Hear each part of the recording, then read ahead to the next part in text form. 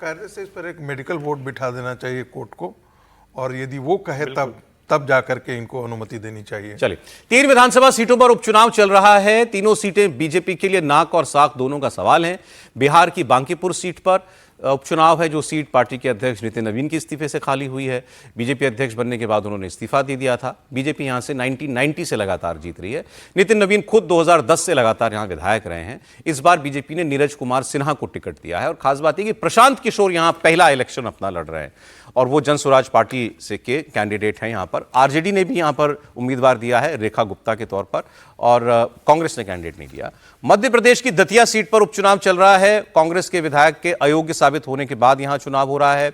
दतिया की लड़ाई बहुत इंटरेस्टिंग है। पिछले दिनों यहां बीजेपी वर्सेस बीजेपी हो गया था। पूर्व गृह मंत्री नरोत्तम मिश्रा का टिकट कट गया था, जिसके बाद खूब हंगामा किया था उनके समर्थकों ने। फिर उन्होंने जिनको टिकट दिया गया उनकी जगह, लेकिन उनके लिए प्रचार करने की बात भी उन्होंने मानी, आशुतोष तिवारी के लिए। और गुजरात की एक मंजलपुर सीट है, यहां पर भी उपचुनाव के लिए मतदान चल रहा है। तो तीनों आप लोग एक एक सीट का जो है, समीर जी पहले हाल बता दें। आप हमको बता दीजिए, ये दतिया वाला बता दीजिए क्या होने जा रहा है। देखिए, दतिया के अंदर ये कहा जा रहा है कि भाई फाइट बहुत तगड़ी है, और वहाँ के लोग भी कह रहे हैं कि ऊपर से तो नरोत्तम मिश्रा पार्टी के साथ दिख रहे हैं, मतलब वो तो पार्टी के लिए कर रहे हैं, लेकिन उनका जो समर्थित कैडर वर्ग है, जो नरोत्तम मिश्रा के प्रति बहुत समर्पित है, वो लोग घर से बहुत नहीं निकले इस बार। अब वोटिंग आज हो रही है, अब क्या वो वोटिंग बीजेपी के फेवर में करते हैं या वो कांग्रेस को अंदर सपोर्ट करते हैं। नरोत्तम मिश्रा की नाराजगी का नुकसान हो सकता है। निश्चित रूप से होगा। नरोत्तम मिश्रा ने तो प्रचार किया, लेकिन ये कहा जा रहा है कि भाई नरोत्तम मिश्रा के जो करीबी लोग हैं पार्टी के, जो दतिया को संभालते हैं, उन लोगों ने पार्टी उम्मीदवार को बिल्कुल भी समर्थन दिया नहीं है। कई लोग बीमार पड़ गए, हार गए तो, लेकिन अगर बीजेपी अगर हार गई तो दोष तो नरोत्तम मिश्रा को ही मिलेगा। नहीं, तो मुझे ये तो नरोत्तम मिश्रा भी इस बात को जानते हैं कि अगर हारेंगे तो दोष मेरे ऊपर आने वाला है, तो कौन सा उनका श्रेय मिलने वाला है। तो नहीं, लेकिन अब वो इस बात को मान के चल रहे कि भाई मैं इसके लिए तैयार हूँ। ये हो सकता है उन्होंने तैयारी कर ली होगी, ठीक है, पार्टी को उम्मीदवार हारेगा तो मैं जवाब दूंगा, और जहां मुझे बात करनी मैं बात करूंगा। तो मुझे लगता है कि उन्होंने तय किया होगा या तो उम्मीदवार, और जिस तरीके से मोहन यादव ने अपने लिए मतलब प्रतिष्ठा का बना लिया इस सीट को। लगातार मोहन यादव ने वहां प्रचार किया, पार्टी का पूरा संगठन रहा, पूरी कैबिनेट के मंत्री को आपने वहां पर लगा दिया, पूरी तरीके से आपने वहां। गुजरात वाली सीट में कुछ इंटरेस्टिंग है क्या? जीत भी सकती है। मंजलपुर में कुछ इंटरेस्टिंग है? तो बीजेपी की सीट है 40 साल से, लेकिन 40 साल ग्राफिक बहुत जांच परख के बनवाया है। कैसे?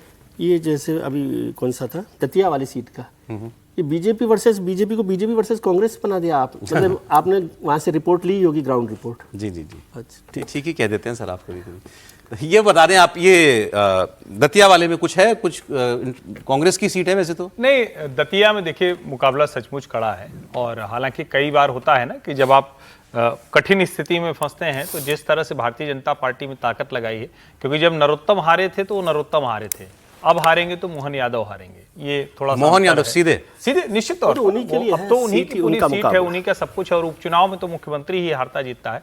तो मुझे लगता है कि वो ताकत लगाएंगे, और मतलब बहुत कठिन मुकाबले में हो सकता है कि वो सीट जीत लेंगे। अरे वो आप याद कीजिए ना, यूपी के 10 उपचुनाव ज्यादातर सपा के थे वो, और सारे लगभग क्लीन स्वीप हो गया था। बीजेपी का ताकत लगाए सरकार तो हो ही जाते हैं। बिल्कुल सर, चुनाव में तो आमतौर पर होता है। प्रशांत किशोर कुछ दे पा रहे हैं चैलेंज? प्रशांत किशोर अच्छी टक्कर दे रहे हैं। अच्छा, कम से कम राष्ट्रीय अध्यक्ष को 3 बार जाना पड़ा है, गली गली घूमना पड़ा है, और मुझे जो जानकारी है कि कैबिनेट के एक मंत्री जो अपर कास्ट से हैं वो गली गली घूमे हैं। मनोज तिवारी जाकर के ब्राह्मणों को, मतलब पीके के साथ अपर कास्ट का थोड़ा रुझान हो सकता है ब्राह्मणों को वोट को काटने के लिए, तो मनोज तिवारी, गिरिराज सेन सभी कूदे हैं वहाँ, और जिसे कहते हैं कैंपिंग करना, तो वो कैंपिंग किया है उन्होंने। तो अब देखना है, फिर भी लोग कह रहा है कि लड़ाई बहुत दिलचस्प होगी। यदि आरजेडी नहीं खड़ी होती तो भारतीय जनता पार्टी के लिए ज्यादा कठिन बनता। अब मुझे लगता नहीं है कि कोई बहुत ज्यादा मुश्किल होगी। तेज प्रताप ने समर्थन दिया उनका उम्मीदवार। किसका समर्थन दिया है? इसको प्रशांत किशोर उनके उम्मीदवार का पर्चा खारिज हो गया। हैरानी हो रही है कि प्रशांत किशोर, आप कह रहे हैं कि वो चुनौती दे रहे हैं, और आरजेडी नहीं होती तो और मुश्किल होती भारतीय जनता पार्टी के लिए। ये तो मतलब इस सीट पर तो कोई भी आ जाए बीजेपी को हैंड्स डाउन जीतना चाहिए था।